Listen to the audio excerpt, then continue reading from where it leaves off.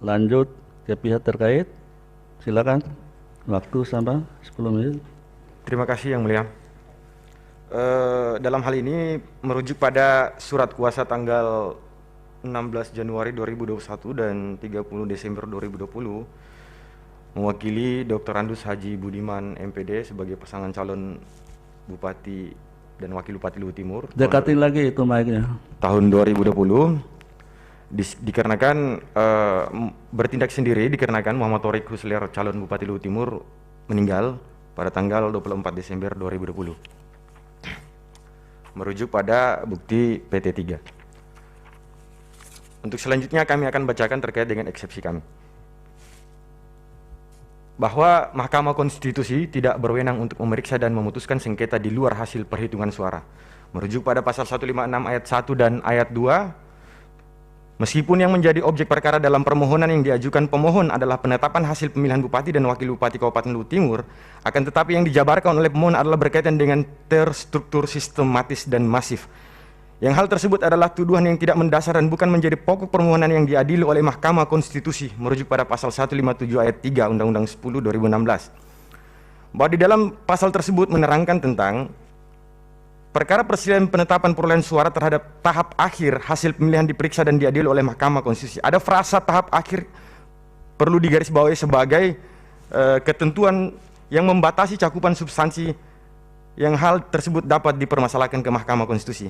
Merujuk pada pasal 135 ayat 1 Undang-Undang Pilkada, kemudian merujuk pada pasal 3 Perbawaslu nomor 9 tahun 2020 yang menyatakan bahwa Bawaslu Provinsi berwenang melakukan penanganan pelanggaran administrasi pemilihan TSM.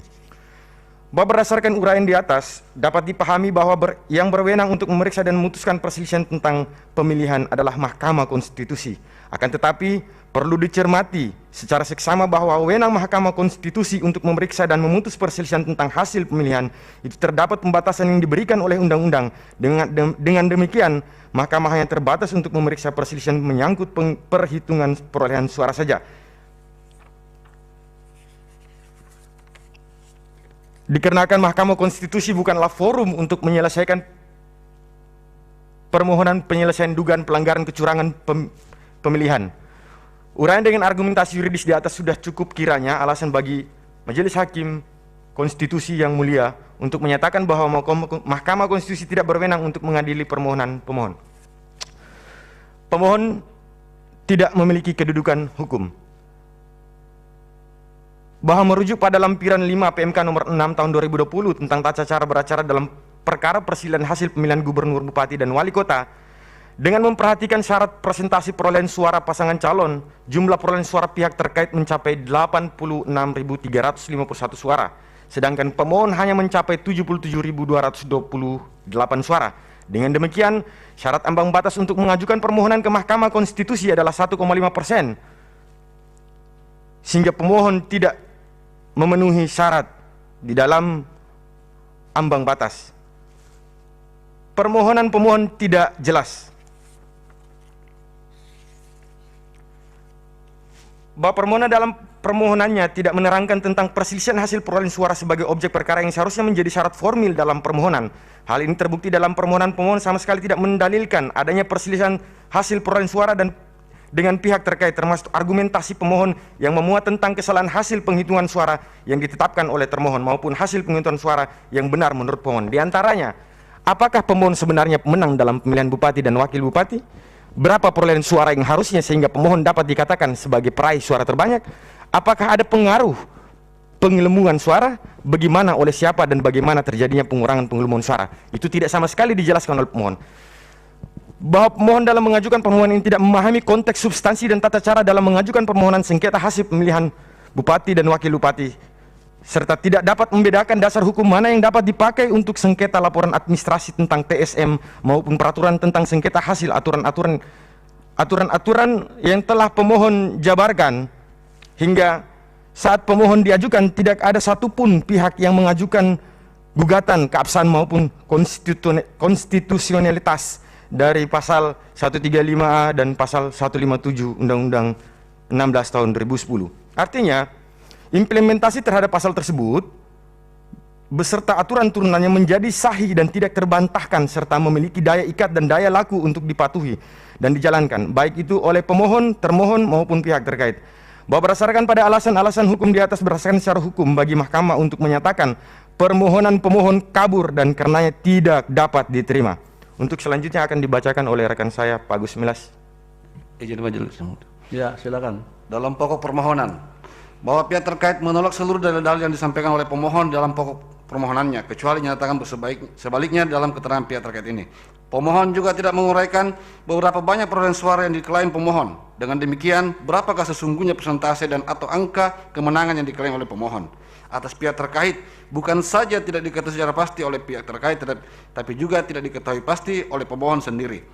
Kemudian, argumentasi serta dalil pemohon lainnya dalam permohonan akan pihak terkait tanggapi terbatas untuk dalil-dalil yang berkaitan dengan posisi pihak terkait sebagai berikut. Tanggapan tentang Pilkada Kabupaten Luwu Timur terjadi pelanggaran secara terstruktur, sistematis dan masif. Tentang mutasi. Bahwa berkaitan hal tersebut dalam halaman 19 pada bagian pokok permohonan pemohon telah mengakui bahwa telah diajukannya sengketa proses Kabupaten Luwu Timur pada Badan Pengawas Pemilihan Umum Kabupaten Luwu Timur pasca penetapan pasangan calon Bupati dan Wakil Bupati Kabupaten Luwu Timur. Menanggapi hal tersebut, pihak terkait berpendapat bahwa telah dilakukannya proses di Bawaslu sehingga dianggap telah selesai dan tidak terbukti tentang adanya kerugian sebagaimana dimaksud dalam pasal adanya kerugian dimaksud dalam kepentingan pemohon tersebut. 2. Tentang perbuatan politik uang. Pada bagian tersebut, permohonan pemohon tidak ada keterangan tentang siapa yang membuat video tersebut, siapa yang direkam, siapa yang memberikan uang, pada tanggal berapa, bulan apa dan tahun apa, dan siapa tim yang dimaksud oleh pemohon dalam pokok permohonannya. Sebaliknya, yang sebenarnya melakukan politik uang di Kecamatan Wasponda dalam tahapan kampanye adalah paslon 2 secara tersendiri. Video bukti PT 17. Tentang adanya oknum kepala desa yang melakukan intimidasi.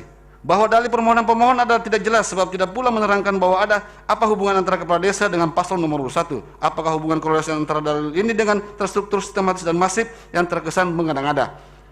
Adanya keterlibatan ASN.